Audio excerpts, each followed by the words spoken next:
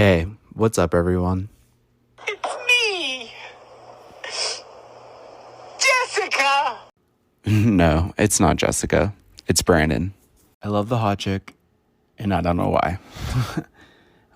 It's just a funny TikTok video sound that I was trying to make a video with, but I don't know, TikTok, I just feel like I'll sit all day trying to perfect a video, and I'm trying to let go of that. So, anyways, happy Gemini season. The sun is now in Gemini, and it's the start of summer. Summer's coming. Can't you feel it? Collectively, we haven't since summer 2016, right? But this particular episode is about the past few days and recording random segments, because I discovered the segments aspect because I just dove right into making the first 4 podcast episodes, and I was like, what is segments? So this episode is a little bit longer because I'm first going to start talking about just the basics of what astrology and numerology is to me, and just to kind of give you an idea, because it all ties into the topic of this episode and the experiences I've had the past few days. This episode also has to do with a podcast, one that you can watch on Spotify,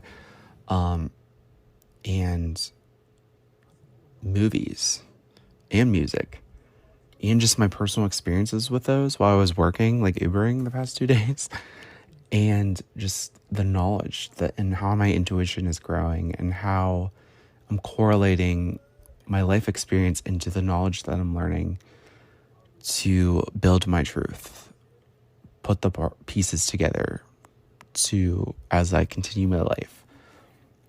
And if you currently are doing that on your own journey in your own way, amazing. If you kind of are struggling, maybe you can gain some insight from what I'm communicating to you, and go from there. Because not everyone's truths are the same, and some stuff you will think is bullshit, and some stuff you might be like, hey, that's true to me too, and we're just trying to find that balance of both. So numerology, in a sense, number 5 in particular, which actually number 5 deals with the creative energy. And now my intuition back then brought me to these topics to get knowledge, but I didn't feel the thing that I knew Spirit was saying. This is, you know what I mean? The goosebumps, the cathartic cry, the feeling, it's just the feels, you know what I mean? And it got way stronger yesterday, through just all these different events starting at 6:30 in the morning. I was like, what is happening? Even when I was down, I got refocused without even choosing to be. It just happened. So the number 5 deals with creative energy. It's associated with the planet Mars. It also is May, the 5th month, and it's episode 5, right? So also it deals with, if you look at from the calendar, 7 days a week, Sunday's day 1, Thursday's day 5. I was born on a Thursday. I thought that was really cool. Now, where in the natal chart, I guess a numerology chart, would 5 be for me? So life path is probably the popular one that you might have heard of, or I compare it kind of to the sun's, it doesn't mean the same thing, but I guess it does, kind of. It's how we always knew our sun sign or horoscope first. You know what I mean? I'm a sun in Sagittarius. I'm a life path number 8, but that's the popular one. But then you also have a destiny number and a soul number. For example, my soul number is 9. And then I do have 5 in my chart though. So 5 for me is my expression and purpose number in astrology.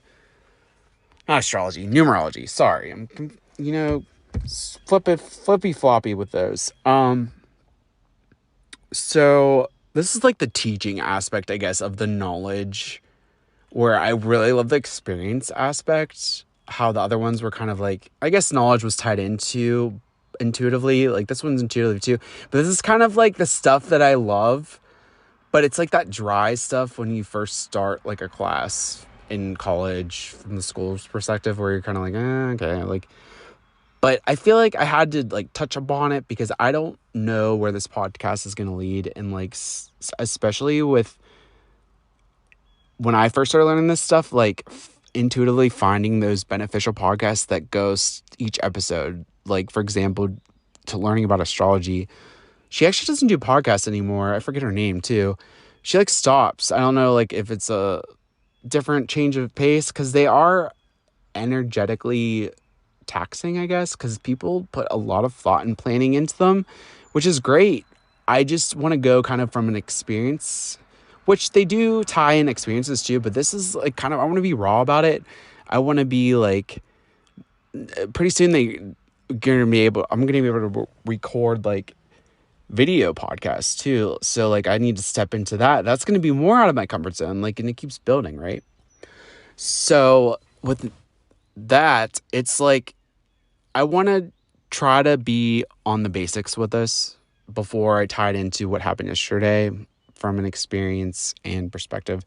So with 5, the purpose number in my own natal chart, right? So what does that mean? So for me, 5 deals with how my soul expresses itself. And it's funny because I said I was in my flow like the 2 days ago. Like as I was doing the podcast, I became aware of that and said it on there. And I thought it was so amazing, you know what I mean?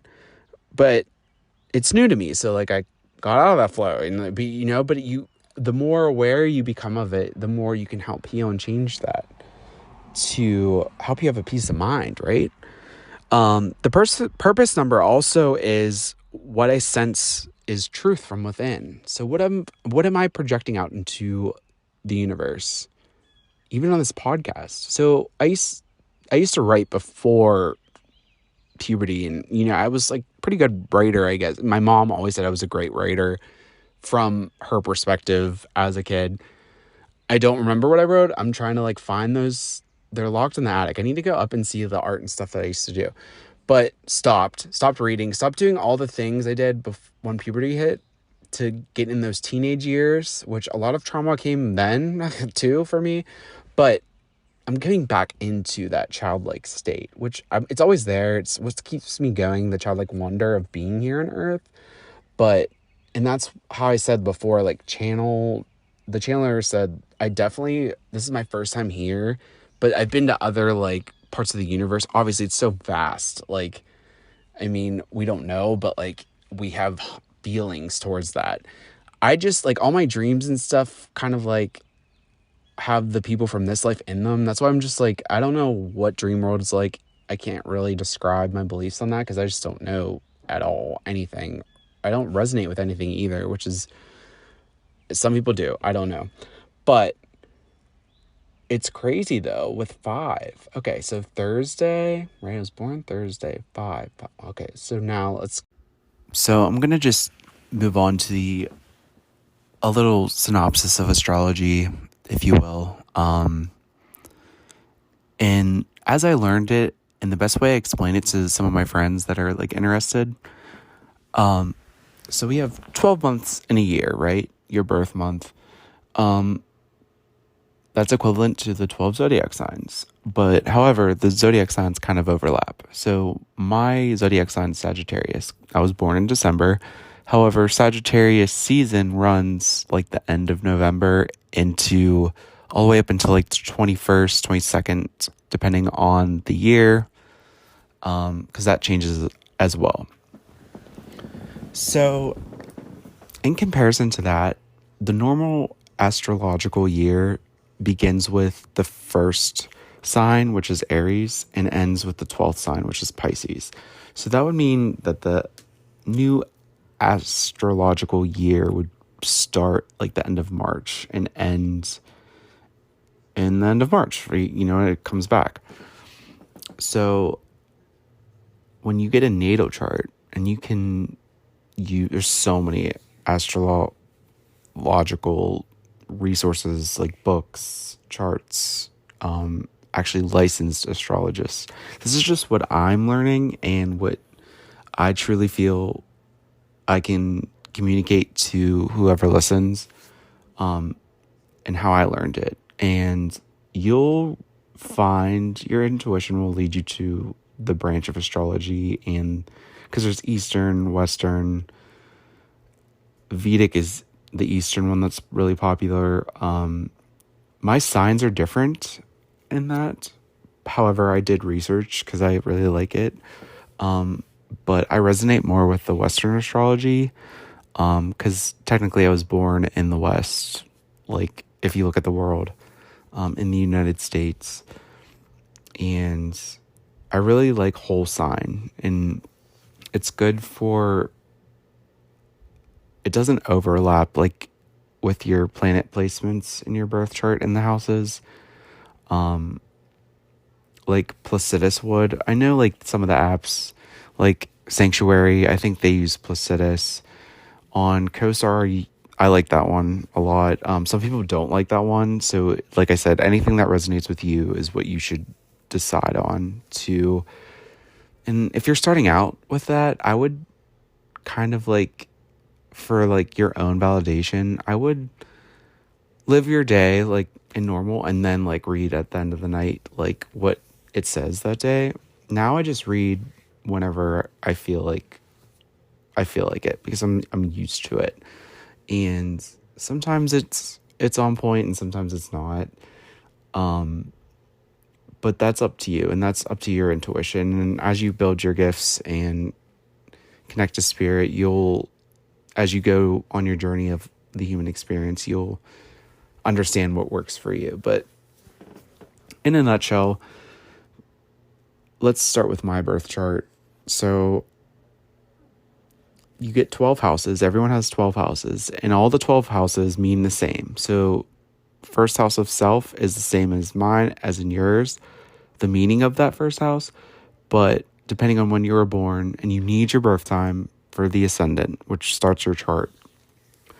So in my first house of self, or the mask that I wear, meaning how I come off to others that meet me, it's also called the rising sign, and it's part of your big three, which you'll hear a lot, especially if you're just getting into astrology, because it is kind of trending right now. I really like it a lot. It's very scientific too, and philosophical. And as I'm going through these experiences, especially in this episode of this week, it just becomes more and more part of my truth, and I would like to share it. So my first house is Scorpio. So if you look at the normal astrological year, starting with Aries, technically Scorpio is the 8th house, or the 8th zodiac sign. So in normal, like in that essence, Scorpio rules the 8th house, which is of sex, death, other people's money. And you can get a general synopsis, especially online or in all the apps, about what each house represents in everyone's natal chart. But the first house is self. In the second house, where my sun sign actually is, Sagittarius, is finances, like your finances. All the way down to the 12th house, meaning your unconscious, your dreams, like when you in the dream world, and all sorts of stuff. But I'm not going to get into all of what each house means, but I wanted to talk about the first house of self in Scorpio, because we just had that shadow moon lunar eclipse in Scorpio, and how it really affects my own self and self-image, because this whole week was about my shadow side and coming to terms with that, and all the signs that I've been getting by my intuition and spirit, and how I'm connecting deeper down this thing we called life, right? It's kind of cool though to see how it all come into fruition. Now, my second house is, so it goes, since my chart starts at Scorpio, the 8th house in the normal astrological year is Scorpio, but in mine it's the first house, right?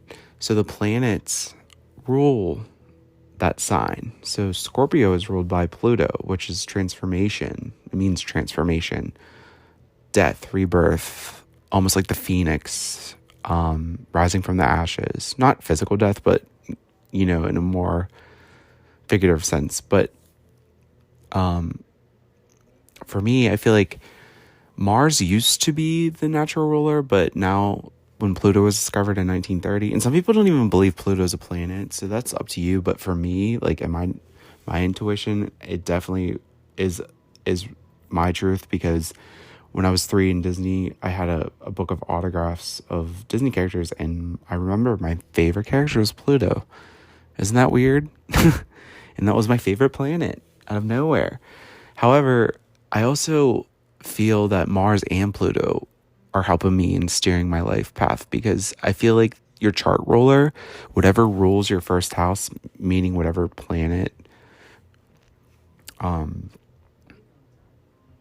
rules that sign of your first house. So it all depends. So like if Jupiter's your say if Jupiter was in your first house as a planet placement, or even if your ascendant or rising is Sagittarius, so Jupiter rules Sagittarius. So even though Jupiter doesn't rule the first house in a normal astrological year, it'll rule your house if your chart starts with, based on when you were born, Sagittarius in the first house. I know at first I was like confused about it, but in readings that you do and stuff, and especially if you are interested in astrology, you'll come to understand what each sign means. Because the fun thing is I still like browse and learn more about my astrological chart, and I'll talk about that more towards the later half of this episode. But it's wild. It's so wild to me.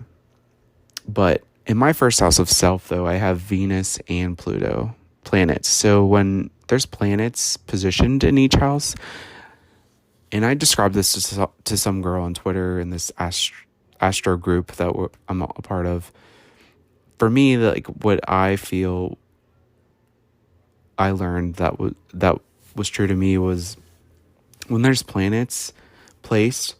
Like, for example, I have in my third house, since if you go down the line, that would be Capricorn's in my third house of communications.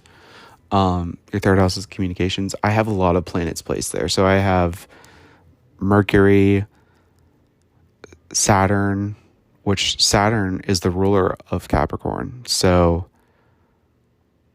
I feel like that's good. That's good. And I also have in my sixth house Mars,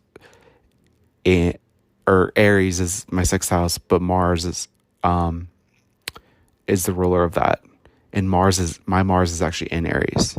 So, I mean, but there's also high vibrational and like shadow energy to each sign and planets. And it's just like, it just builds and builds. It's like a rabbit hole, I understand. But for those that love to learn a lot, like almost like remembering that you were like head of the class type person, like it's great. It's especially the cult stuff. I love it so much. And anyways, astrology was the one modality that I got really deep into, but you kind of just want to browse each one just to like gain more knowledge, because I understand why at the beginning of this journey you'll like come across people.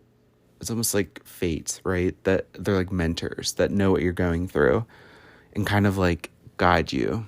And I always was told, don't learn too much, but we all learn at different rates, and we all want to learn. And as long as you have the drive to keep learning, you're living, you know? And that's what I truly feel. But back to, so Capricorn's my third house. Capricorn's actually ruled by Saturn in astrology, and I have Neptune there and Uranus. So that's like, and it's called technically a stellium, which I'm not going to get into deep astrology. I'm not licensed, so I'm going with what I've learned and kind of just to touch on and how it applies to this whole experience I've had the past few days and what's going on with me in my life and how I've applied my knowledge to it and how it is connected to my intuition, and see if it works for you, or maybe you can learn something from it and apply it to your life, or, you know, give me some feedback. You know, there is a way to message or send messages, I think, I record on the Anchor app, but it gets automatically uploaded because they're owned by Spotify. So there's an option that I put in the intro, like where I write about what each episode's about, which I have fun with that too, because I love to write. But I want to go about, like, I don't want to hide behind the words. I want to like be a voice for them and the face for them. So it's kind of like I'm growing into my self-expression. And I also, later in the episode, I'm going to talk about the 8th house, because that's the polar opposite of my sun sign. Since my sun sign is in the 2nd house, right? There's 12 houses. Halfway through would be the 8th house, which is Gemini. And Gemini is Sagittarius' sister sign. So it's like the polar opposite. And there's a few Geminis that I've met in my life, not too many. They help me along this path, but I also just get them and they get me, where a lot of people look at Geminis as like two-faced, or they get a bad rap, and I don't know why. And we are in Gemini season, and this is where it just gets really interesting, right? And also going back to talking about the number 5 in numerology. So my 5th house is, in your 5th house in everyone's birth chart, is about pleasure, creativity, children. It's like that type of part of your psyche. And I have my moon sign in there and my natal north node of what throughout my life I'm transitioning into. And for me, it's like as soon as it, right before, a little bit, probably like a year or two before my actual big awakening at the end of 2020, I feel like I was gearing up to change from that Virgo stuff I'm trying to let go of, which it's a whole process of balancing and letting go. And it's different for every single person. But for me, in my journey, in my logical mind, and how I like compartmentalize like timelines, and I just know random dates and random memories that I'm like, why do I have this memory? But that's like a skill that I came in, a gift that I came in with Virgo. So, but I'm trying to get more into my creative side, which I've always had it, but I'm like learning what's my particular uniqueness I can bring to the table. So with that north node and the moon in that 5th house, like giving me that extra energy, since that those planets are placed there, more the feminine energy. So feminine energy is the nurturing, creative side. And my energy is, according to like all the stuff that I like go with, I'm 80% feminine and 20% masculine, but I'm coming into my masculine energy side, for like that balance, you know. In energy, it's all about energy, the game of life. It's interesting how it's all tying together, but it's, you know, one breadcrumb at a time. Now, so I wanted to talk about the 5th house only because of how that moon placement, and I just talked about the north node being in Taurus 2 weeks before the south node lunar eclipse that we just had, right? So like I said before, every 18 months the nodes switch in real time. Like the north node's in my 5th house in my actual natal chart on the snapshot, the moment I was born into this incarnation in this life. So I look at it as like, if you can balance those nodes, no matter where they fall in your chart. So right now, the 1st house has my has the south node right now is in my 1st house, and the north's in my 7th. You kind of look at the higher vibrations of wherever the north node is in your chart, and you kind of can logically place together on what energy you can work on those 18 months and where it's going to affect you in your life. Like I said, it's a roadmap, weather map. You can't really tell what's going to happen. And as I'm trying living in the present moment, I think that gives you anxiety if you keep, you know what I mean? So it's kind of like I'm learning how to balance that too. So, but it's kind of cool to like get a coming of events, because, you know, we didn't get a rubric in this lifetime of what we should be doing, but I feel like you always are doing what you should be doing. And no matter what your belief system is, whether you're coming on as a religious listener or that all is worded differently, but it all ties in together no matter what belief system. Like, you have a purpose, or you're here for, you know what I mean? And I like that as well. So that's just a little touch on astrology from the little astro session and numerology session there. This is like how my day started. Okay, so it was Friday morning. I couldn't sleep the night before, really. And the night before, I like recorded the last 2 podcast episodes and placed them, and felt accomplished, you know, like moving on, like down the growing into my self-expression, without even realizing that it's Gemini season, going into Gemini season. I got up at out of bed, even though I couldn't really sleep, at 6:30ish, and I got a shower, and I was like, well, my good friend Rach was texting in our group chat about Call Her Daddy podcast with Alexandra Cooper, and I was like, I heard about it years ago when she had a partner, and I was just like, I wasn't into podcasts then, because everything comes at the right time. It's so weird, especially podcasting, because I started listening to podcasts about, especially when I was starting my spiritual seeking journey, about the beginning of 2021 is probably when I started. And so I put on hers, because I saw on Instagram, she was interviewing Stasi Baby, or Stas, and I really like her. She's I don't know, a celebrity that I like a lot, you know?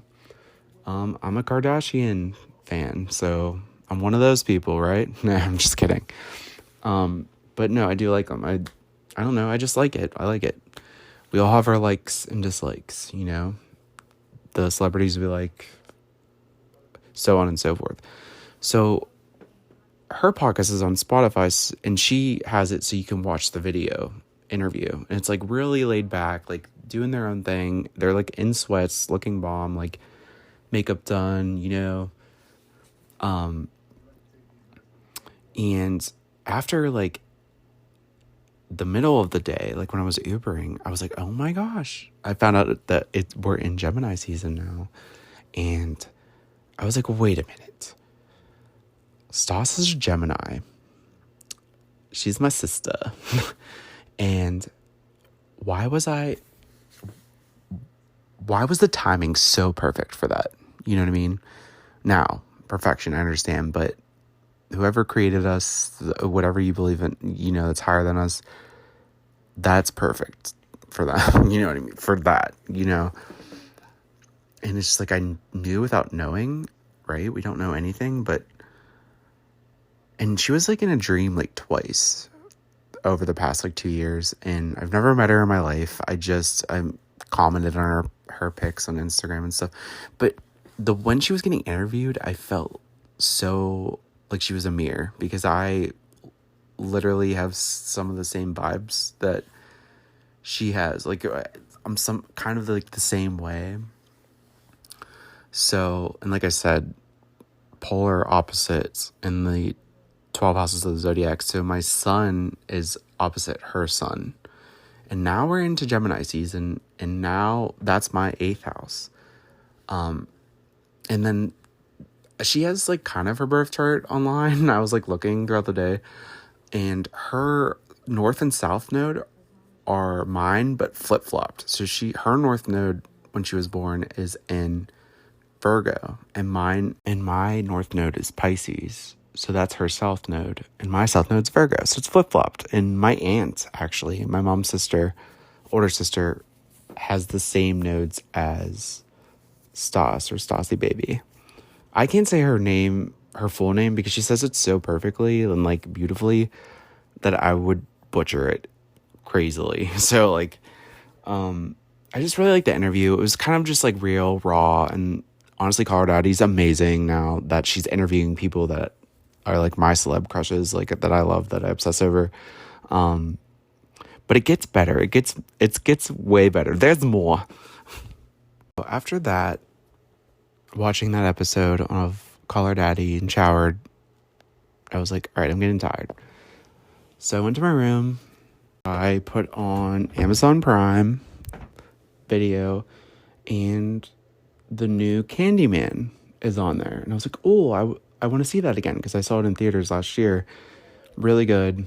So many messages in there about what's going on in America, what's going on during my spiritual seeking journey into myself. Jordan Peele's creativity. He's a visionary, amazing. I'm such a huge fan, and I love horror movies my whole life. So, and it's actually really good horror movie. And I'm not going to really get into that movie per se in this episode, because I feel like it's more fear-based of how collective fears keep us from our true essence. And having that fear yourself, it just builds on the collective consciousness. That's why we're all trying to release our fears and work on ourselves. But then I'm asleep for like till like 1, right? I'm more of a night owl. 1 p.m. Then I get up, and I'm kind of like not in the greatest mood. I'm just like kind of tired, but like, you know, and I start Ubering, and I do my like first delivery, and I drop it off, and I'm driving, and I'm listening to like chill / EDM / dance music, just random shuffle on Apple Music, and the song comes on, not by the original artist. It's like a different artist that remixed it, and it's that song, I Got 5 On It, you know what I mean? And I literally just like stopped my car. I almost went through a stop sign, right? Like in the neighborhood, no one was around. It was like completely safe. Pulled over, sat for a second because I had to think. I was like, what? Wait, what? And that's when the neurons, or I don't know, in my brain just started firing like fireworks. So that song brought me right to another Jordan Peele movie called Us that came out in like 2019. And I was like, I just watched Candyman this morning. So I'm trying to make a correlation, right? This is how my mind works. Like randomly fast too, like making correlations. And it's like, I'm not even like in control of that. It's just like weird. But I was like, oh no. So like throughout the day, I just was Ubering, working, but still pondering, like investigating too, like because I'm a truth seeker basically, as in the zodiac with Sagittarius and like the Scorpio ascendant. But see how everything's like correlating, and that's why I would branched upon the numerology of 5, because it's just crazy. I got 5 on it.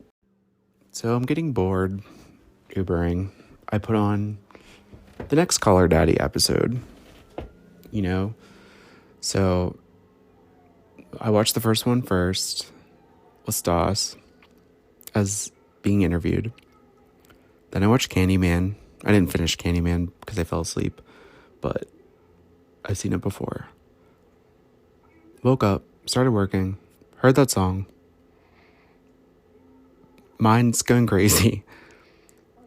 Watched this Caller Daddy episode with Christine from Selling Sunset, which is a reality show that I love, actually. I started the newest season, but I didn't finish it, and I'm actually going to finish it later. Because of watching that episode, I was like, nuh-uh. And she lays out all the fucking tea on that show. Literally all the tea. She just lays it out about, because the producer of that produced The Hills, and we all knew that was fake, but it's reality TV. It's a narrative that's what she was explaining, like, in the episode, is she got really personal about her life and her truth, and that's why, like, that podcast is amazing too. Like, just interviewing people and them being just their authentic self, as we all are trying to be in this journey. So it's just cool to see that from another perspective. But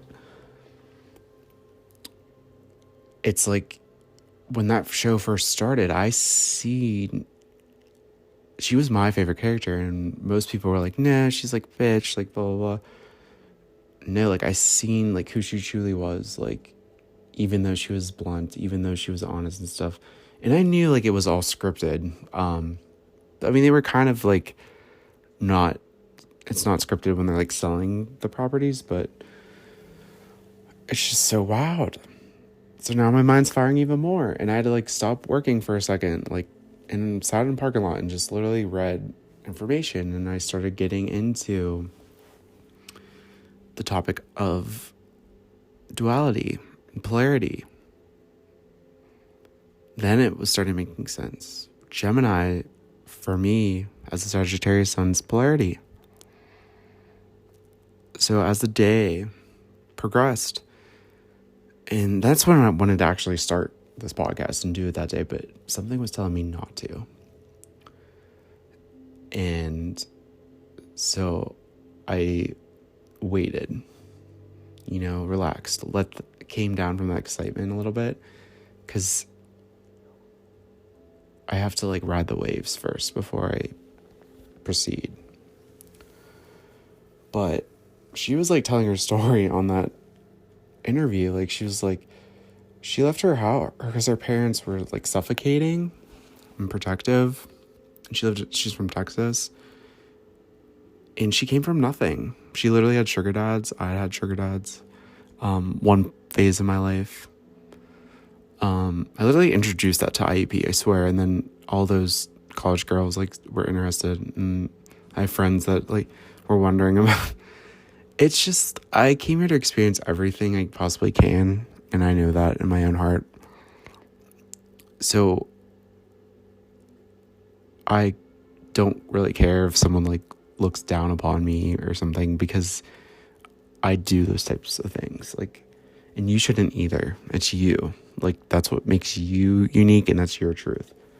And she was just really real and raw, and I love it. And I love that show. And just the 2 interviews I watched throughout the day, like, crazy. But she was talking about how the producer was very awful. And it got me to thinking, is like, since everything's polarity, like duality in our own perceived minds, but like polarity, like the light, the dark, was him creating and cutting the narrative. When they were filming, like, they would change things and cut things and make it look different than what it actually was in reality, because it's a story. Was that important in Christine's life in general, for her to teach her a lesson in knowing your worth. And she talks about that. Like she knows her worth. Like when she would, especially like her big lawyers, she knew like the contracts to sign to make the most money in that show. And she goes on and on about that. But it's just like, sometimes the people that you see as the negative or the evil, it's almost like, I wonder if that it's all placed for us to learn that aren't like that, to learn how to stand our ground, to know our worth. Like even the events of my life, because if you think about it, this is kind of like the halfway point of my life now. We don't know when we're going, or we didn't know when we were coming, can't remember, but it's just very interesting to like ponder on that, because I've thought of these things for a while. I just never could put it into why am I thinking them, So Christine, amazing. She leaves her house. Her family goes to Costco, and she like bounces, packs her car up. Now she pulls up in a yellow Lambo, very showing like, and she wrote a book about being a boss bitch. And I think women need that empowerment too. Everyone does. But, the focus is on women are equal, but it still goes on that they aren't. And now with everything's changing. Like this is the start of something new. But I mean, Rome wasn't built in a day. But so all of that in my experience throughout the day of all that pop culture stuff I love my whole life, is all leading to this topic of the whole episode is polarity and duality, and what does that all mean, and what do I feel that it means in my own experience. And this is from today. So, I'm researching and I want to do this podcast, but I don't want to post it yet because I have that feeling, right? So I was like, maybe I should watch the movie Us, like where that song comes from. Because that song came out in 1995 by Luniz, and it went platinum in like October. And around then is when the nodes of the moon, where the South Node and Scorpio, North Node, it was the same type of nodular, almost. I think it was April is when it started. So it's a little bit behind, but it's basically the same year. So I'm like, my skin's crawling. I'm just so excited like to put this whole podcast together throughout the day in my head. But, but it's just like I can't do it because I kept feeling like there's more to this, what I'm trying to bring together.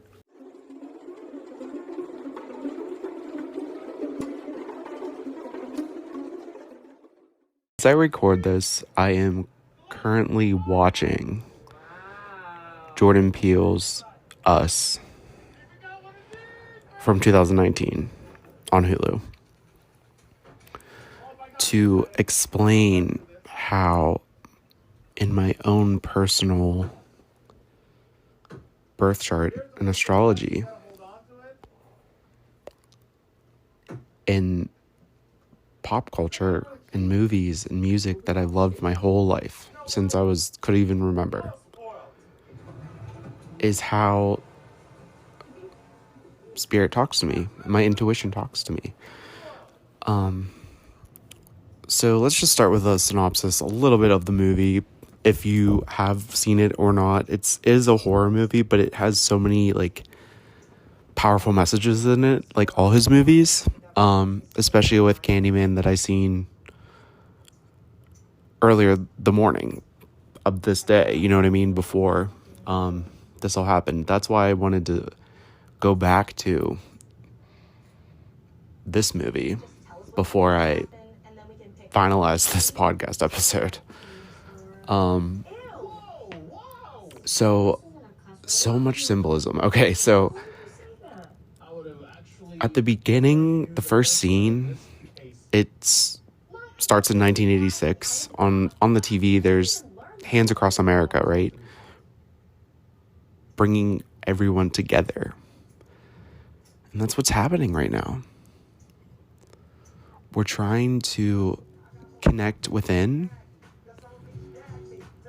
so we can all connect together as one. Oh, there's that song. The trailers that he has, let me just say, the trailers that he has are amazing. And because he uses popular hit songs and puts a spin on them to fit the movie, like for example, Candyman, his newest movie, and then he's coming out with a movie this summer called Nope, which looks, I'm sure it's going to be really relatable, but it draws you in. And that's how, when I was working earlier today, Ubering, and I was like kind of like in my bitter shadow phase, that song came on, but it was remixed by an EDM group. I instantly thought of this movie that I'm watching now, Us. And I was like, holy shit, hold the phone. I almost went through a stop sign. I like stopped and pulled over. And I was like, okay, so I saw Candyman early this morning. I took a nap, then started working. And this is the first delivery I did. And I was like, what is happening right now? Because if you think of the movie Us that I seen in theaters in 2019, but none of this stuff has been happening to me then. I mean, it could have been, but I wasn't connected to my intuition or something greater than myself or spirit in a sense. And it's whatever you feel comfortable with as you're going through your journey. I don't think it should be, this is the way you do things. You know what I mean? Like, that's just what religion has been. This is all about you to go through the healing, the darker emotions, the things that you forgot about or buried in your subconscious mind. And that's what I'm processing now. That's what I've been going through since the end of 2020.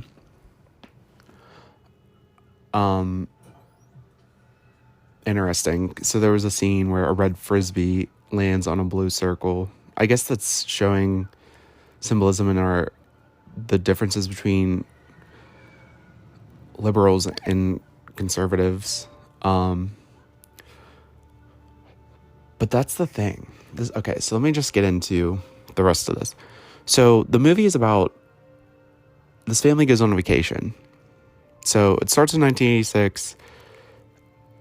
There's a little girl. She goes into a funhouse by herself, and she sees herself in another person. It's the same person, and then it cuts to present day, and this lady's all grown up, and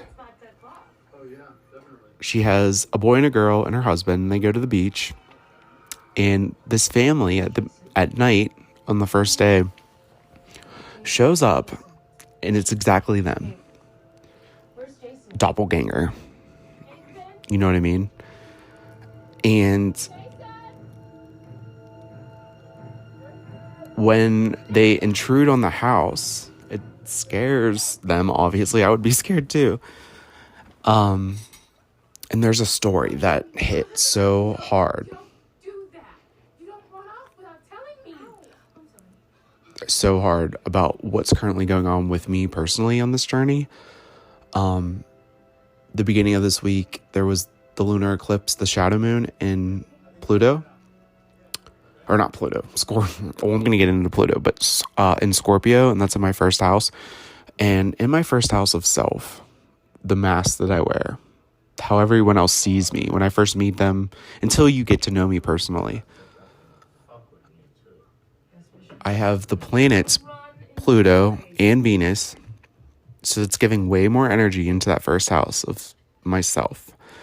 And like I said, in this astrology portion at the beginning of this episode, my chart is ruled by Mars and Pluto. And my favorite Disney character was Pluto. And like, you know, see how I'm putting connections from my whole life, especially when I was a child, to what's happening now. And it just excites me every time.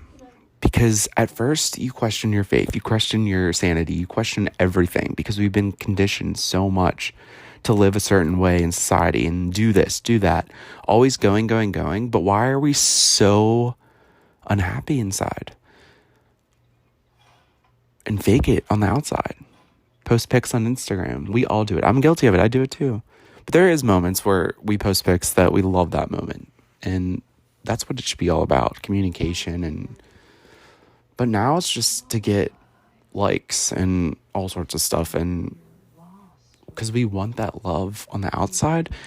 But the whole problem is we are too afraid to go on the inside. And I'm starting to do this.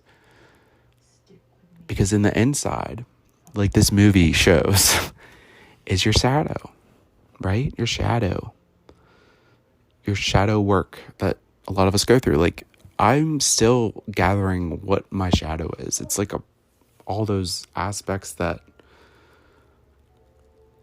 need to be 11:11's on the clock in the scene. Like I said, the ones, which I've been seeing all day, 111, it's mean we are one.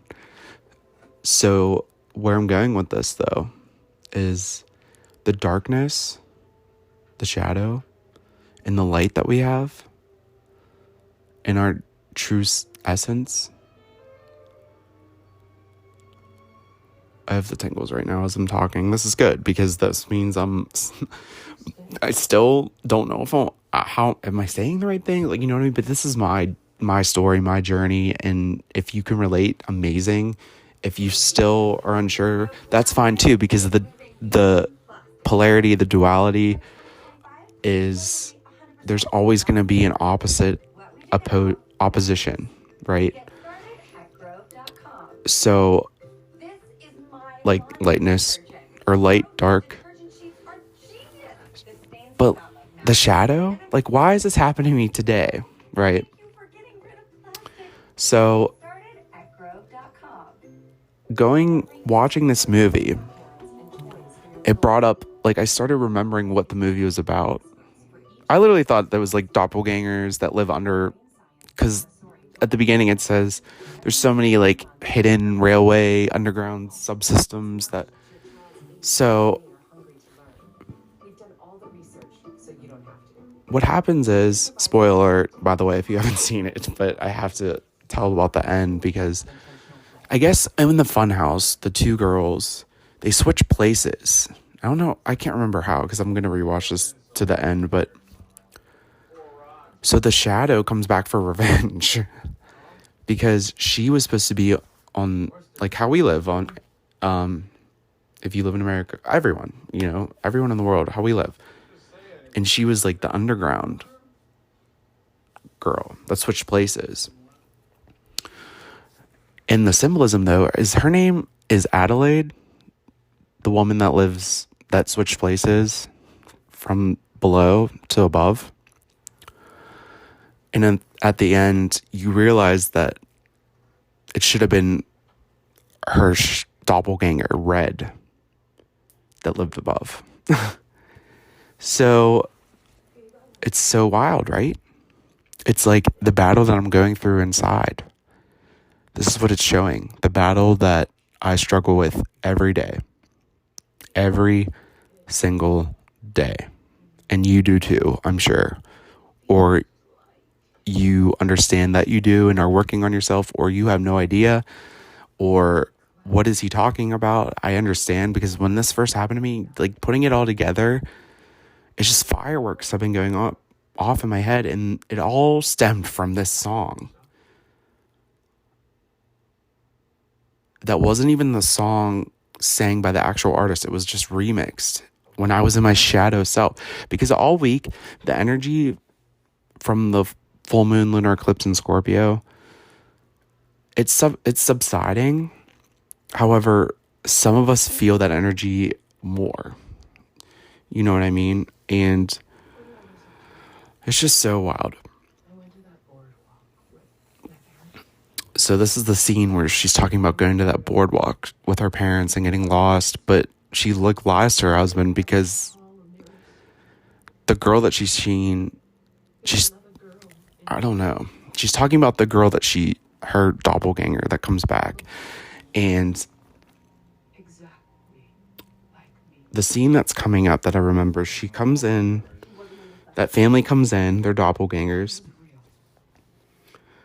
And the family that was in the cabin on vacation, I'm going to call them the above people, are terrified because you're seeing your mirror image, but something's wrong with them. Something's really wrong with them. So it's all about Adelaide and the main woman. So her shadow self's called Red. Red, it seems like she can't breathe when she talks. And to explain this, if you've seen the first Harry Potter movie, Professor Quirrell at the end, he has Voldemort on the back of his head. You know how he's like coming to life, trying to talk, right? That's what's that battle inside. That shadow wants to win. The darkness wants to take over your light. In fear, scarcity, all those feelings that if you don't deal with, will end up taking over. So this movie's portraying doppelgangers, quote unquote, but like to show like the battle that we all each individually are going on with inside of us, because we all have that shadow self. So when that family enters, she tells a story, and it's about a girl who meets a guy, aka the husband. But the shadow's tethered to the girl. So the shadow's tethered to like our true selves, our higher selves, like who we truly are under all the bullshit that this world's put onto us. And as you go through your journey, you let go and scrape away all that junk that's not you. And some people, it's all, you are only leveling up with yourself, no competition between anyone else. It's just all on your own timing when you came in here to this earth, incarnated. But this family, this lady talking, the shadow, quote unquote, Red,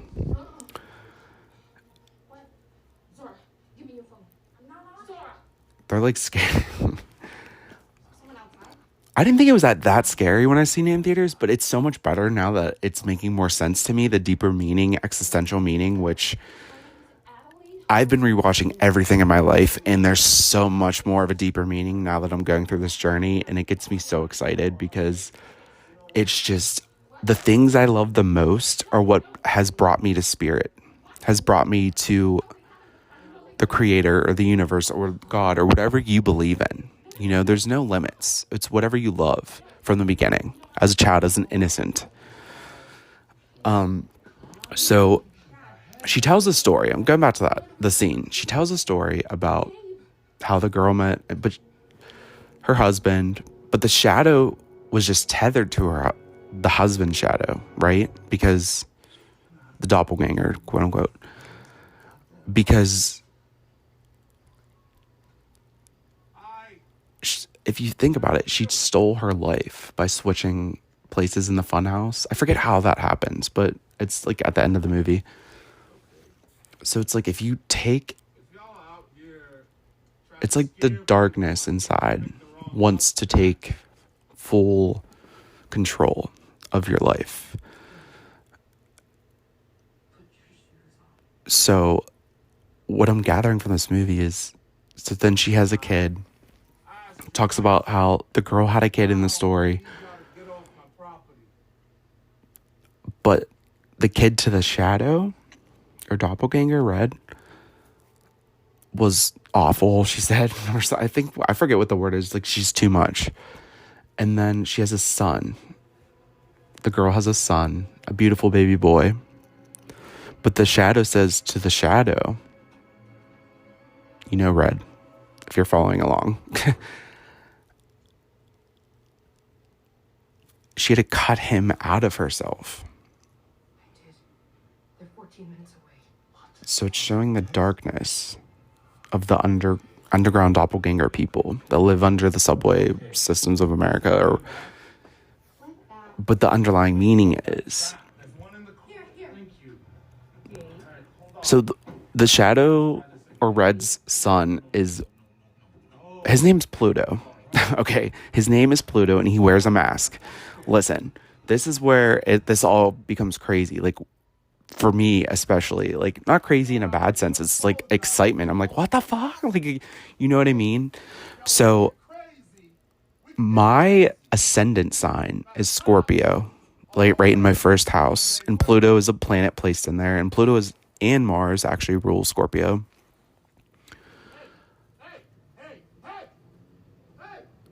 The ascendant is the mask that we wear. And finally starting this podcast, how this is all perfectly timed. Nothing's perfect, but the universe, whoever, creator, whatever it is, it's so immaculate that I'm just like blown away, literally blown away. And this is my personal placements, natal chart. And some of you could have the same placements. I don't know, depending on what your natal chart is. But for me, it's like all week I've been in a lower state. And when I'm in my not self, right? When I'm not in my energy, when I'm in that shadow phase. I need to refocus my energy, and that song brought me back my energy to understand what spirit was saying to me, because it speaks to me through, because since I'm building my intuition, it speaks to me through songs too, and music and people. Amazing. Like, I'm sorry, I'm just like going through everything from today. Amazing. But so the little boy's tethered person, the above boy's tethered doppelganger, the little boy in the family, his name's Pluto, and he wears a mask. But the little boy in the above family, right, wears a mask as well. So Red, or the under shadow lady of the above lady, said she had to cut the boy out of her. So it was very painful. And this lady's talking and she can't breathe. Like, when she's talking, she's like suffocating. So it's that little voice in your head that it's that little voice that's, you're not good enough. You know what I mean? That shadow voice that almost like the, I don't see. I feel like the ego, everyone's trying to kill their ego, but I don't, in my personal opinion, during this process of this, I understand where it becomes not who you are through personal self-gain, but it also gives you drive to your desires. So during this like movie, in like my own personal life, as I'm going through the shadow phase this whole week, and as this movie is portraying to me like what this is all means for everyone that goes through this, but I'm getting the clear picture through the things I love, and how people that create these pieces of art, like movies and music and books, like are showing the underlying meaning of who we truly are under all that stuff that's not us, that we've gained since birth. And it's wild how this all has come into play today. Like, I'm still bewildered, and not bamboozled is the word I love the most, actually. And I never get to use it, so I'm using it today. But I just... Oh, and earlier in the episode, I said about let's have a kiki, like with Alexander Cooper from Call Her Daddy. Like, I was like, how I imagined that, you know what I mean? Like, manifesting in my head. Like, this lady's on the main cover of this movie, Us. She's holding scissors, and the people that sing, it's the Scissors Sisters that sings "Let's Have a Kiki," which I looked up that song after I recorded the podcast earlier today about how this morning that I was seeing her interview with Stas or Stasi Baby, right? And it's just so wild because technically, so I'm a Sagittarius sun sign, so it's a fire sign, and the polar opposite, right, is the sign Gemini, which is the sun sign, right? We're in the zodiac of Gemini right now. I don't know if you can hear the shadow's voice. She's an amazing actor. Lupita, I can't pronounce her last name, but she's an amazing actress. Amazing. This movie's so much better now, too, that I'm like kind of putting... Now, this is like what I feel it's trying to portray. But his movies have deep meaning, especially Candyman, too. But I don't want to get into that because that's more about fear, which that'll be an episode, I'm sure, whenever it comes to me of how I want to put it together. I think the Candyman aspect this morning, after I watched the Call Her Daddy episode and when I was in the shower, and then I fell asleep towards the end of Candyman, but I've seen it in theaters too. I love his movies. He's just so interesting and so creative and visionary, and it's just, I'm grateful for him and what he is trying to show society now, because those movies really get, like, I remember movies more than my own reality sometimes. I know I live in my imagination a lot, but it's a good thing, right? You know, it's trying to find that balance. But the thing is with, like I said, with the polarity of the zodiac, because there's 12 signs. So my polar opposite is Gemini, like Stas. And that was why you probably can hear the voice. Oh, she's going over the boy.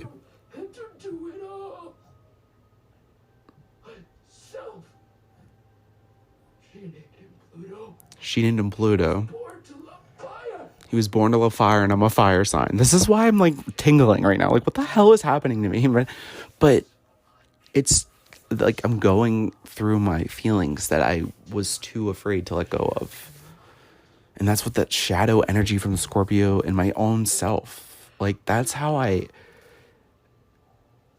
could actually like wake up every day and just be grateful fully for life, because those feelings, being an emotional type, is just, and that's what's happening to a lot of people that are the emotional types, because there's people that are not the emotional types, where they only show their emotions when they are it's in a situation where they react to whatever the emotional is bringing to the table. And it's just so wild how it's all coming together in my own journey. And as I relay the information of what I'm learning to whoever listens to this podcast, all of you, like, see if you can, to your own journey, there's a correlation. You know, we all are unique in our own way, but some things are correlating to us as we connect. And during my journey, it's not like to get rid of your shadow. It's more of like learning how to come together. Forgive yourself. And that's what I'm learning to do, and just become one, because duality, as I'm learning by philosophers, like, I'm just reading information and what resonates with me, and I'm gonna like explain kind of, is it's perceived by the man's mind, the concept of duality within. So it's like a part of the whole of like polarity. Just like how we are all parts of the whole universe, or the universe is like, we're focal points. I love that so much, of just the creator watching, the observer watching. It's that aspect of like being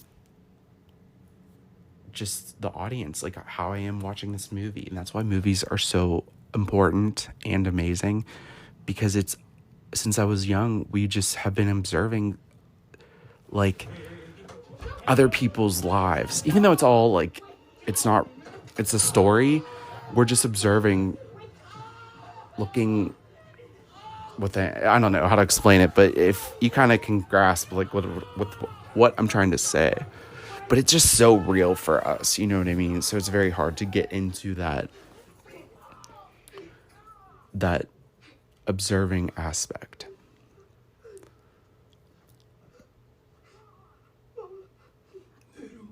The shadows are creepy. But you have to show love to your shadow. And that's how the self-love aspect comes into play. Because as you start showing that inner love and going through those dark feelings, you come together as a whole, and you release the things that aren't you to just make your light brighter. Because, and this is my belief, right? I'm not preaching, but as I'm explaining what's happening to me and what is happening to me, you get hard on yourself because you are doing the work, but then you fall back into how you were before you started doing the work, and you get hard on yourself, like, this is all bullshit, this isn't real, I'm crazy, nobody likes me. You're going, but that's not you speaking to you. That's shadow that you're letting win, that darkness that you're letting inside win. Come together with that, go through those dark feelings, accept them, and then let them go. Let those thoughts go. And this movie literally like brought it all together just by that trailer that I love, that song, I Got 5 On It. You know what I mean? Like, and I've been seeing 5s, but not today, but I've been seeing 1s because we all are one, right? And like 11:11, that was on the clock in this movie. The Bible verse is Jeremiah 11:11, which I haven't read that yet. The Bible has really interesting stories, and there's truth in all religion, I feel. But I don't think it should be pressed upon like how it was for some of us when we were younger. You know what I mean? Like, this is the way. Everyone has their own way by which it's their experience. And as you go within and heal those dark thoughts and emotions and stuff that has happened to you, and make peace with it and forgive. And it's a lifelong process. But I could like look back over the last 2 years and see the difference. And that's right there is just something to be proud of, because all that stuff was buried. You know what I mean? It buried the light that we all have within. All that light that we have within, and this is my belief in this journey, is the creator or God or the universe. It's all interchangeable. Just waiting for you to come connect. But you have to accept those dark parts of you and forgive those dark parts to get closer to that light, to shine that light that you have within out to help other people around you. Because I read, during this journey, it was all first just knowledge guessing like what's happening. I mean, and we don't know 100% anything, but for your own personal journey, this is like what I'm coming to terms with in myself is this is just like my experience. But the stuff that I've loved my whole life is showing me that. And it's the step like of connecting with my intuition as it grows stronger and daily. And I feel like that's with everyone, But And it all started in Disney World when I was like 3, with Pluto being my favorite, you know what I mean? And I didn't look up my natal chart until the end of 2020 when this awakening started happening, like the big jump, I call it, because it's like that moment that I had where it just grew. I've been growing stronger in it since then. But it feels like lifetimes ago. Like time is like, and like that's where when I hear other podcasters talk about shifting paradigms and all sorts of things, I'm like, what is that like? Like, what does that feel like? I think like for me, that's what it feels like. Like stuff's getting erased, but I feel like the stuff that's getting erased is the bad things that either you let go of without even realizing, or that just weren't pertinent to your journey. And connecting with my shadow and going through those feelings. And, you know, you do a lot driving for Uber, sitting with yourself in the car, especially if you drive a few hours. And it's just the way I like connect, like, and I'm in silence sometimes. Like I said, like when I like doing the whole meditation thing, like where you're like cross-legged and holding your fingers like an okay sign on you. I think it's so cute, but it's like not what I feel like is the way I would do it. But there's other ways. It's all uniquely based. There's no right way to do anything like in that to connect with yourself. You know, it's whatever you prefer. Even just watching movies, that's how I connect. You know what I mean? Like just, but my brain remembers things that it's like, why does it have this information? But music is very, in general, a good way to remember things, you know? So that's how I pulled that whole synopsis of this whole day. This all added up, right?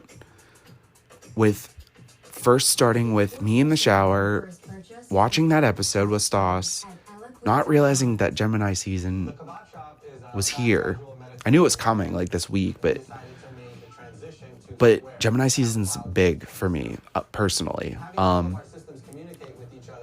used to be afraid to express myself at all, but now as I get older, I'm doing that and just doing these podcasts it's like right on time, according to my birth chart. If you like really dive deep into it. I never got a birth chart reading. I just did certain apps that I guess I did, but I like learned, I didn't have the person that did it explain it to me. So I kind of like just to gain knowledge first. And then when I get a good grasp on like what intuition is for me personally, same with you when you're going through this process, I'm like, hey, I remember reading that like a year ago. So I like, and now when I reread it, I get that tingle and that feeling to know that's truth to my journey. So, final little couple minutes on this Us movie that I'm currently watching is the reason why the Shadow family, right, as above, so below, the darker aspect, she comes in with the scissors and goes to the lady, puts her like slams her head on the shelf and is like, we've waited for this day so long, the untethering. That's the darkness trying to take over.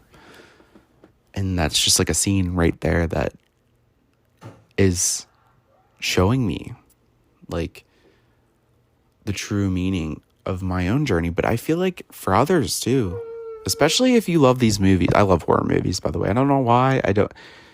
I read somewhere or heard somewhere that it's like you could experience those like things that you would never do, but from a safe place, like to feel that, which, you know, we do have darker aspects and we're so afraid to admit that or like show that.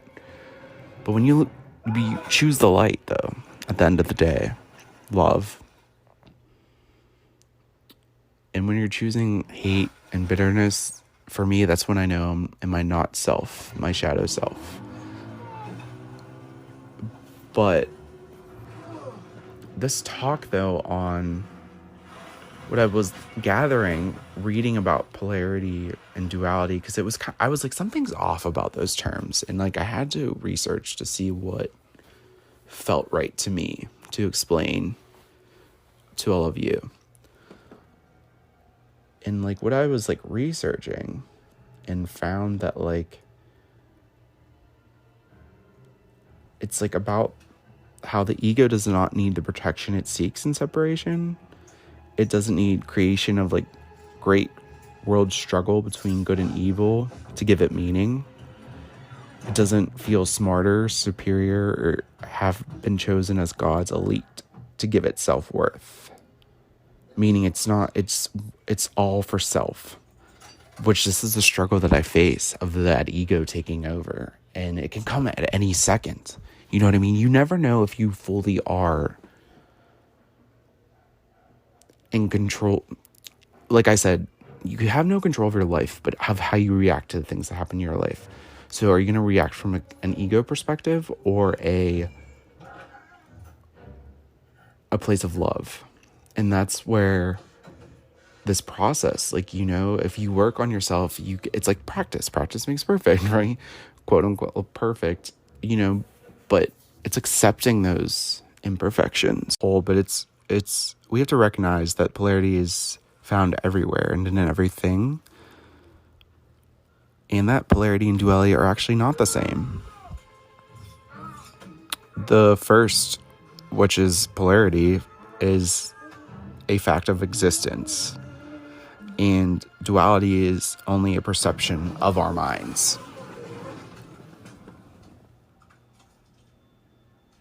And it's that fear so the next episode is going to be about fear. This is okay. So exactly. Okay. So that's you know what I mean? I just like know through even speaking, like this is a video or voice journal for me too. I'm healing through doing this and communicating what Spirit's trying to tell me out to all of you to see what you grasp from it and help you on your journey. But something was off when I was trying to put this episode together about the main themes of like in this human experience about duality, polarity. But the belief that I have is that we all are parts of the whole.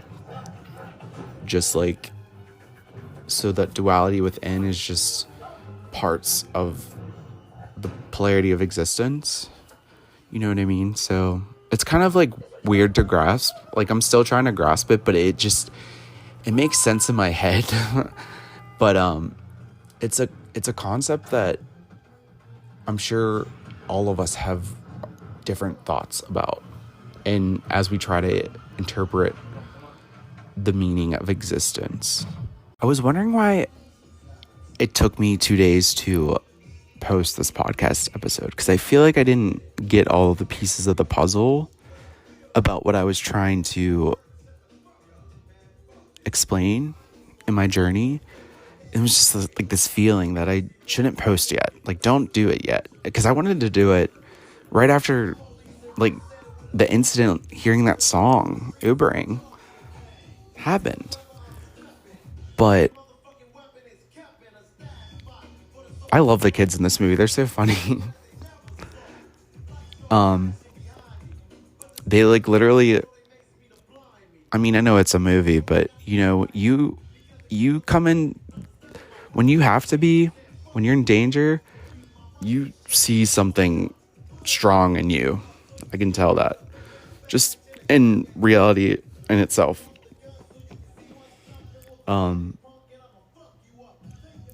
But what happened early this morning when I was Uber driving, because you make more money on Saturdays nights into Sunday morning, like late night, because, you know, people coming drunk from the bar, they want Uber Eats, and so I don't mind working.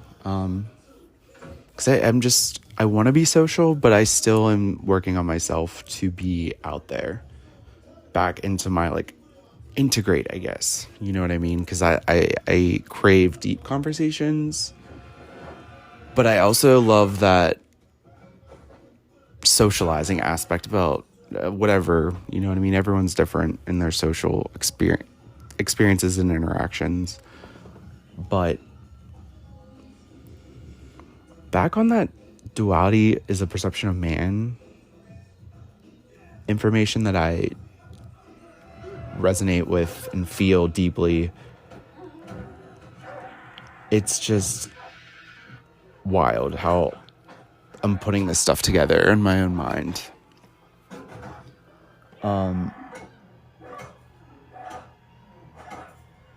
Like, I always have this feeling that we've always been with whoever created us.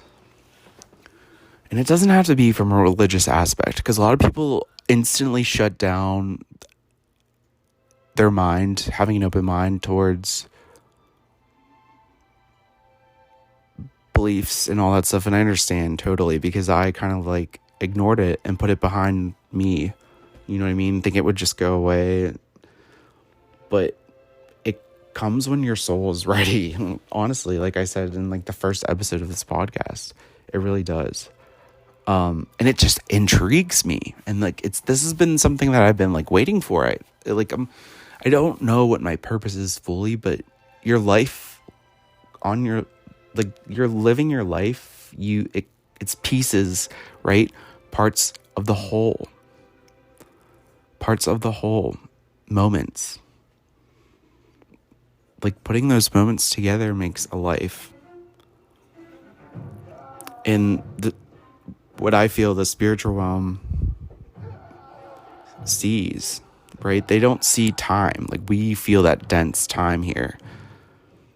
It's like that live photo, or if you like look at a video on your camera roll, especially with an iPhone, it's those little splices of the video, those moments that we have as one, like put together as one moment, like one life, parts of the whole.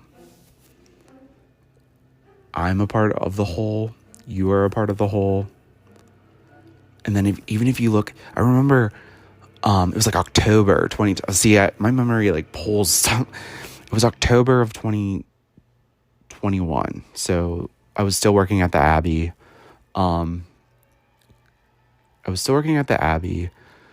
And I left there. And the day before Thanksgiving, it was like a mutual let go because of that incident of, I don't even want to get into that, but it's in like the last episode or something, about that guy just like being very, I felt his energy of disrespect. We can't prove that though. Like, you know what I mean? But I felt like I had to say something because as a server, I just felt like I had to be a subordinate to, not subordinate, but like, I guess like to everyone I was waiting on, because they were tipping me. And my employer in Pennsylvania, they only pay $2.83 an hour. Like, what? Like, what? No, like, this isn't how this is going. I don't even like that. I don't even like going to restaurants really anymore, because I don't need someone waiting on me. Like, I'm not that type of person. Even if I was a billionaire, I couldn't have maids and stuff. Like, get out of my house. Like, I don't, like, yeah, I understand they have assistants and all this stuff, but like, no, I can't. I just, no. I mean, I know it creates jobs for people and stuff, but I want people to open up their minds themselves to get what they really want, and not just like, okay, and live in that loop of like doing that thing that they don't really want to be doing. But so I was driving from Sheets. Okay, I keep getting off track from the story. I was driving from Sheets, delivering that Uber. It was like 3:30 in the morning. The moon was like a half moon. I never seen it look like that ever in my life. It looked like almost like we're like in a different planet. Like, it's just really weird. Amazing though. And I was like in my element, and I connected more with spirit. And from the article that I was reading, it was about how our minds have put on the blinders, like our intellect has put on the blinders and separated us from God or the Creator or our light. And okay, I'm tingling again. The song gets me like hype, because this is what happened early this morning. Only human intellect / ego with its free will can even conceive the concept of separation from God, from the creator, from the universe. I'm only saying this because everyone has their own word, you know what I mean, for what they believe in. And I'm just being respectful because I like hearing other people's beliefs or thoughts, because it makes the world colorful. I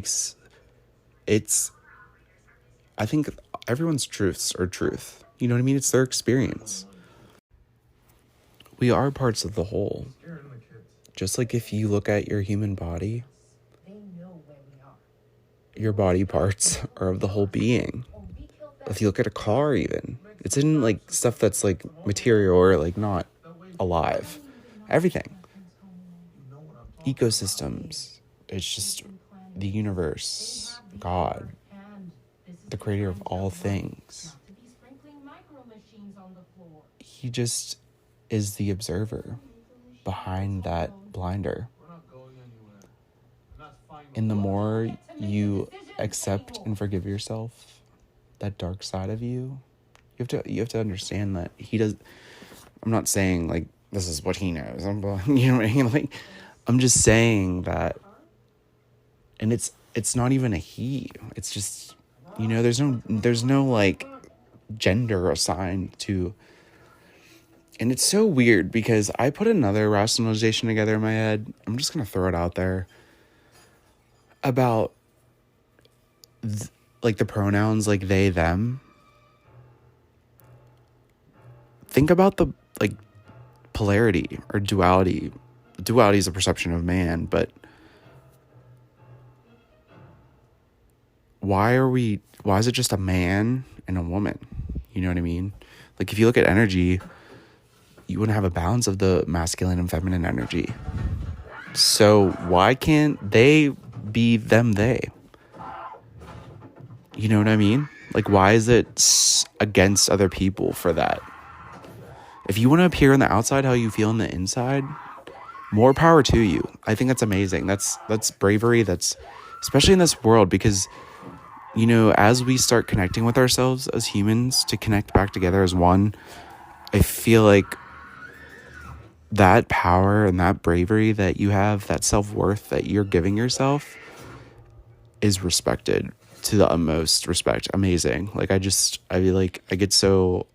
happy for them, for sure. I'm happy for myself too, for coming to terms with who I am, you know, accepting that. And I'm still learning who I am, you know.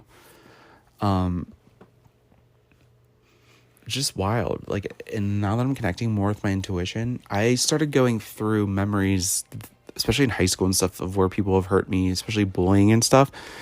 And I changed the whole narrative in the memory. And I'm trying right now to go back to that bad feeling, and I can't. It's just the memory that I changed in my own head, because it's all in our minds. So I went back after this happened. Like, this is the wildest thing that's ever happened. And this is the reason why I had a feeling not to post this podcast until now. Because I needed, it was like a two-day bender of like experience with information that was true to me and my truth. But I go back to that podcast, and someone that like really like kind of like made high school hell for me, I changed the narrative that we hugged and were friends. And I try to go back to that feeling of darkness, and I can't with that particular memory.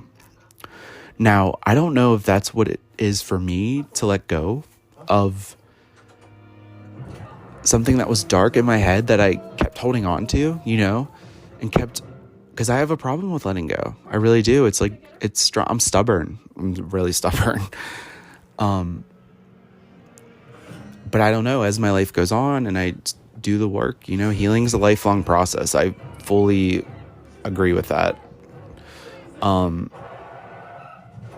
But it's weird. I'm trying to go back to that memory and I can't. And I slept too. I feel like every time I go to sleep, I wake up back into that, because I was feeling so good last night before I went to bed, of just listening to that music, hearing that calm voice saying, "You're okay. I am always with you. I love you." It's fainter today, like when I try to connect, But it's like a process, right? It's a process. You know, you have to fully believe it in your heart as well. And this deconditioning process, it's like changing. It's like I'm born as an adult. And this, like I said, I think before about how I'm in the same body, but this is like my second life because I'm parenting myself and I'm not listening to society or any of the bullshit that I disagree with. But I'm keeping an open mind to other people's beliefs and knowing what's true to me. And that's what everyone should do for themselves. And I feel like if we do that, we'll change paradigms. We'll change humanity in a good way. And I believe that's what our generation's here to do, to bridge the gap. And starting with the concepts of polarity and duality, it's like every Gemini that I've met since I'm a Sagittarius sun, I just fuck with heavy and they fuck with me heavy. And a lot of people give Geminis a bad rap because they're quote unquote two-faced sign because it's the twins.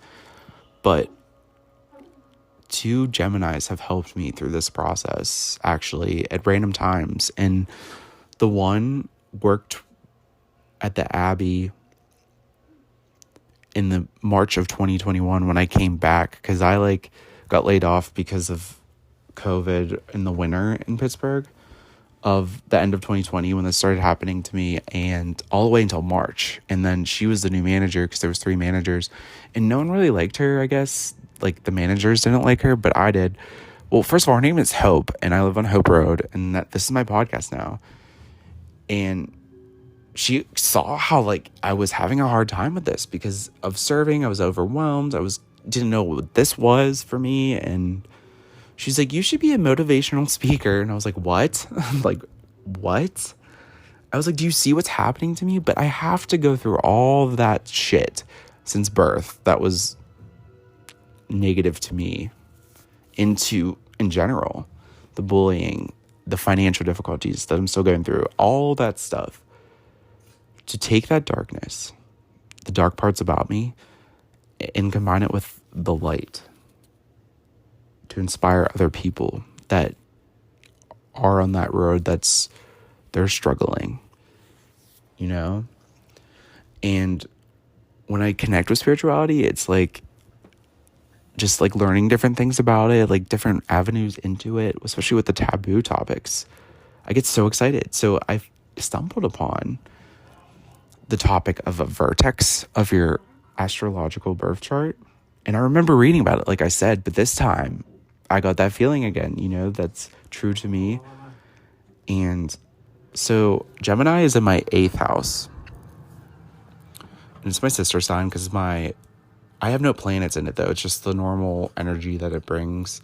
And right now Mercury is retrograde. Well, today it moved into Taurus. But it was in Gemini, Mercury retrograde. So when it retrogrades, it goes back into the sign. It's kind of confusing with the retrograde because I don't really connection-wise to electronics and stuff has been really weird this week. And that's the first time I was aware of it. But I don't really fear Mercury retrograde like other people do. There's way more in-depth astrology that gives me anxiety. Those eclipses were giving me anxiety before they happened. But I had to go through what I went through. That anger release. Going to memories that have hurt me. Confronting that darkness. It's different for everyone too, I'm sure. But I'm just giving my experience of what's been happening all week. So Gemini is my vertex. Now, the information I gathered about what is a vertex of a birth chart. So there's a 2-8 line, because there's 12 houses. So there's 6 vertexes, right? Yeah. So, but my vertex falls in the 8th house of Gemini. And we're in Gemini season, right? And Gemini is my moon, technically, with a progressive birth chart, which is my current birth chart. If it's your sun and your moon move throughout your life. And with the vertex, though, being in Gemini, All right, I was like, what does this mean?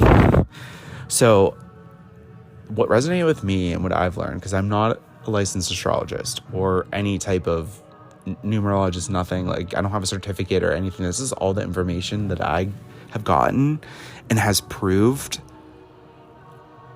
from a logical perspective, and I applied it to my actual experience, and it's so wild. So this scene is very interesting. Sorry, I'm like rewatching the end of Us because I just don't understand it. Oh, okay. I don't know. Sorry. Got a little sidetracked there. But the point of all vertex contacts is to reveal to ourselves.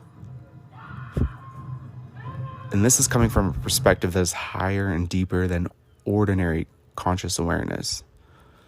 So in a way, the vertex is beyond the nodes. Like I said, the nodes are everything. No, bro. We're going further down this rabbit hole. Like, what?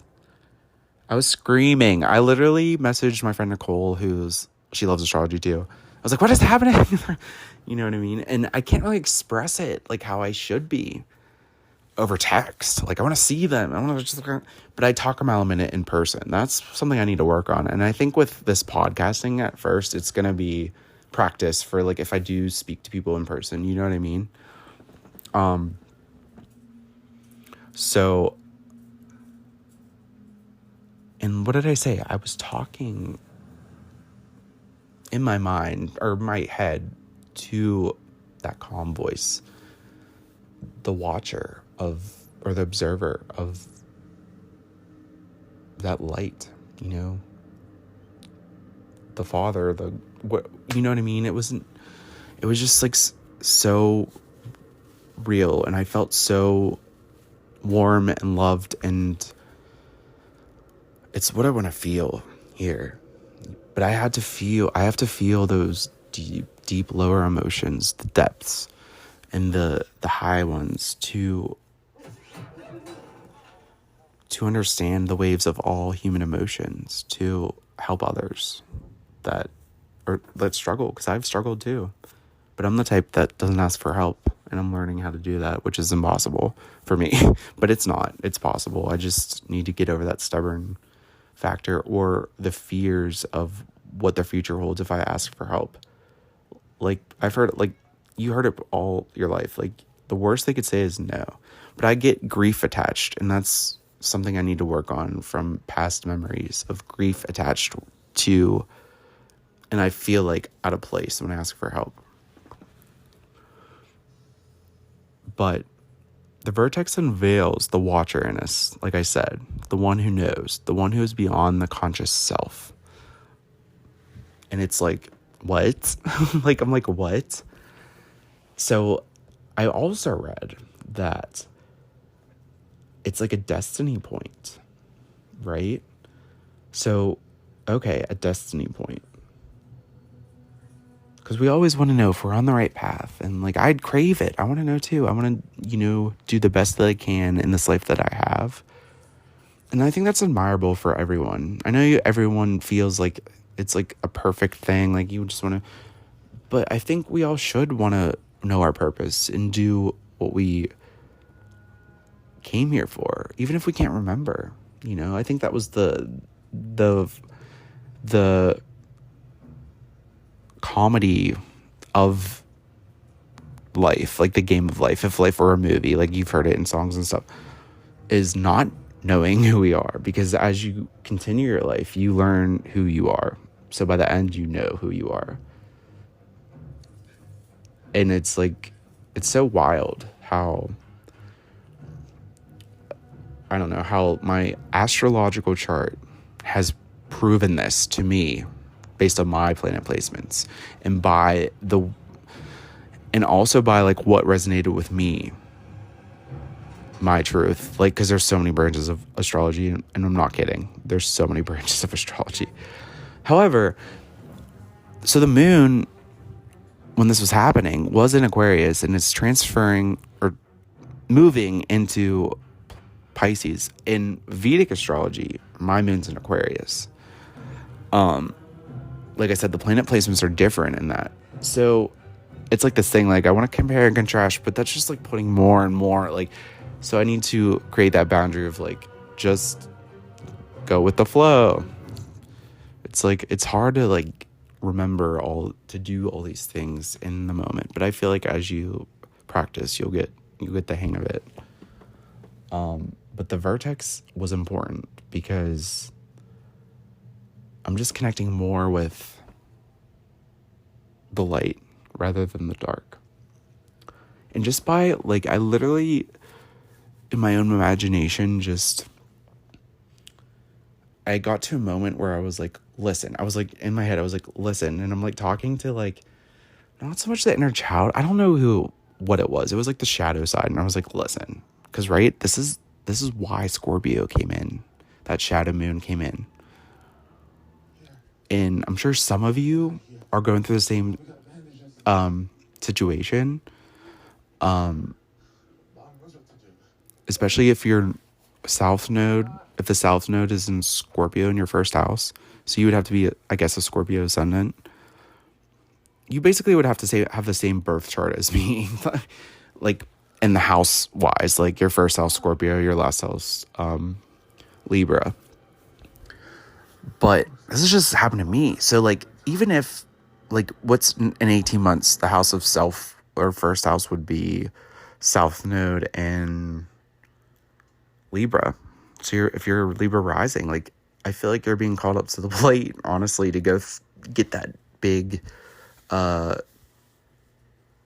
release, like, of the shadow self. You know what I mean? Like, to bring it into balance, that, you know, that polarity, just bring it all together. You know what I mean? To accept the darkness, you know, bring it to the light. And a lot of these topics that are modalities that I love to learn about all stem from the same thing, like the purpose, more of a soul purpose, or rather than a career aspect. But like I said, I feel like my career is tied into my soul purpose. And the more I learn about, like, when I know I'm in my flow and my energy, and it's like that practice of knowing, like, bringing it into your awareness, like, just you become natural at it, I'm sure. Like, and I feel like it's starting for me. But having my vertex in the 8th house in Gemini, it's weird because I started this podcast in Taurus season. So it was about to be Gemini season. And I think Mercury was in Taurus because it's back in Taurus now, so it's retrograde. Then I think it'll go back into Gemini because I think June 3rd or June 10th, the retrograde's over. But last night there was a Kazemi, which is like this cool term that, I don't know, it sounds like fancy. Just for one day, like, things would go right with Mercury retrograde. Because you know how, like, technology stuff, the Uber app has been really weird. And I'm like, what the hell? This is actually, like, real type shit. Like,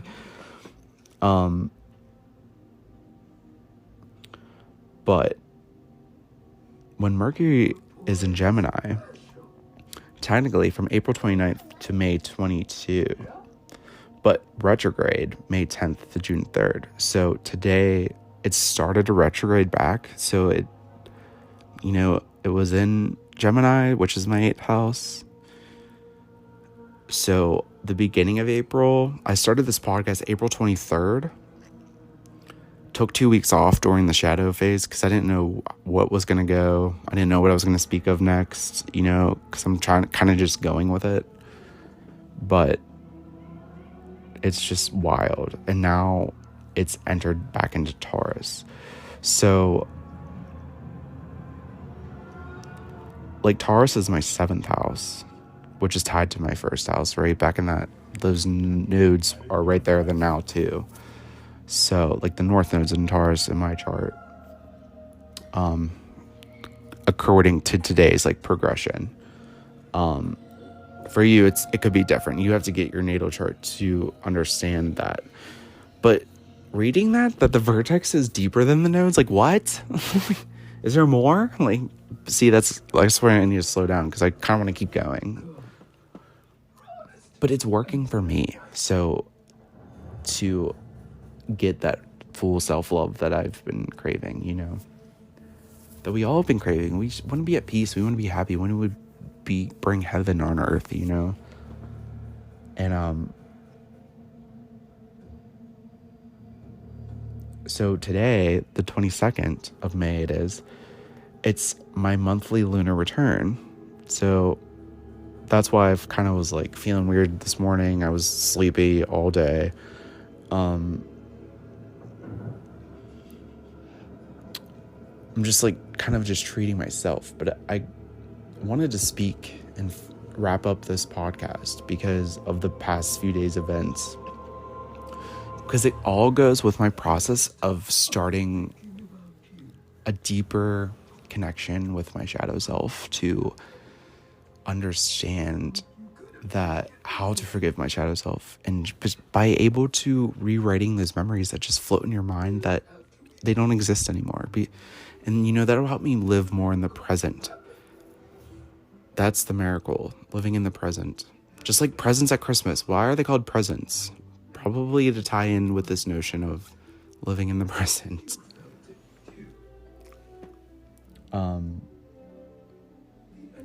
Having a vertex in my 8th house of Gemini. Okay, what does that mean? So for me, it's my ability to communicate is very necessary, and it's an important aspect of who I truly am. It's using logic and facts to create arguments, to come up with ideas, to express them. And that's what will help me gain my confidence to speak up for myself. Because my whole life, if you just look at my whole life, being bullied, being gay, being emotionally neglected, stunted by people I loved in my life, and it was necessary for this moment.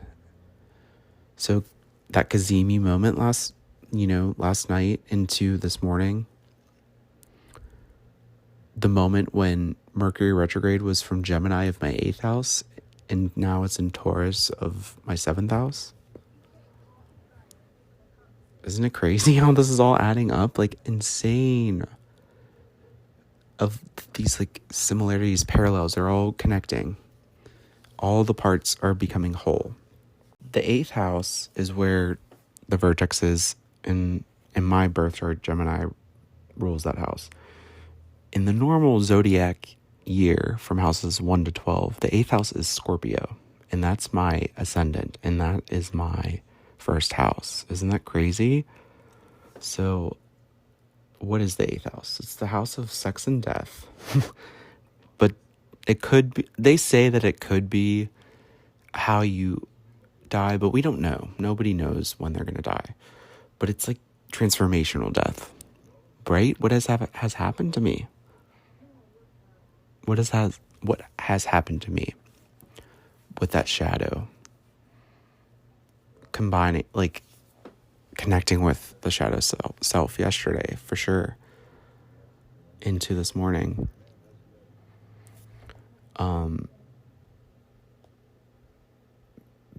It's like almost faded. Like, this is like, it is. Especially in my own journey. It also rules stuff like the occult, sexuality, inheritances. But having Gemini in there, it's like about communication. And Mercury was retrograded yesterday in Gemini, and that's in my 8th house. But now today it's in Taurus in my 7th house.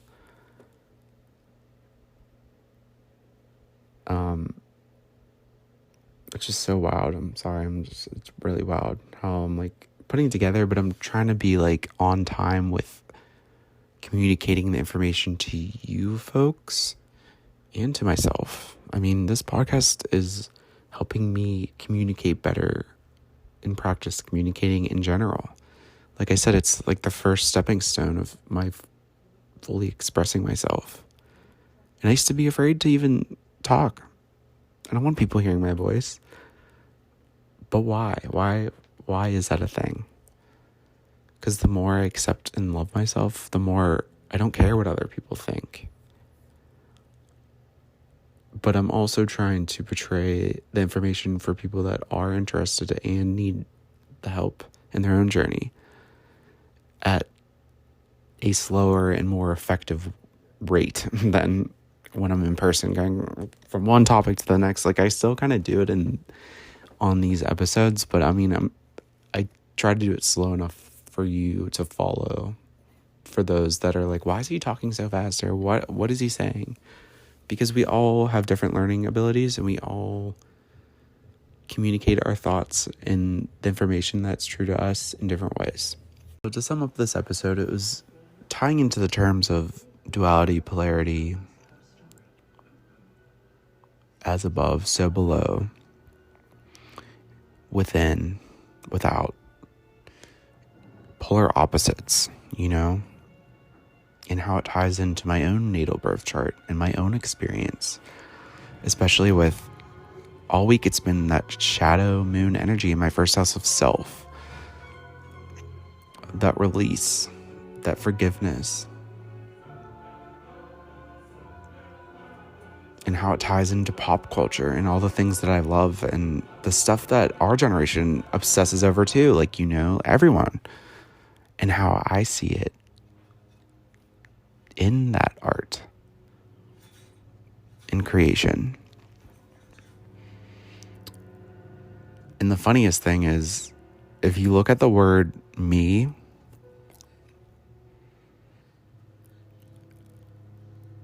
and flip it upside down, the M, flip the M upside down, it's we. So it's like that ego, that body part, or that human, if you want to look at it that way, into we, like connection. We lost connection with ourselves, with the creator, with the light, and each other. And the way back is to connect with ourself, our true self, to help others connect with their true selves, to get back to we, instead of just me. And it's a process. And this has just been a huge revelation in my own journey that I'm sharing with all of you over this whole week. Amazing, right? And if you are struggling to connect or find your way, be patient with yourself, because trust me, I'm impatient still, but it comes to you in divine timing. And I'm seeing that as to be more of truth to myself as I go on this journey. Thank you so much for listening to this episode of Hope on Road. Never miss an episode by subscribing, and don't forget to follow @Hope on Road on Instagram, Twitter, and TikTok.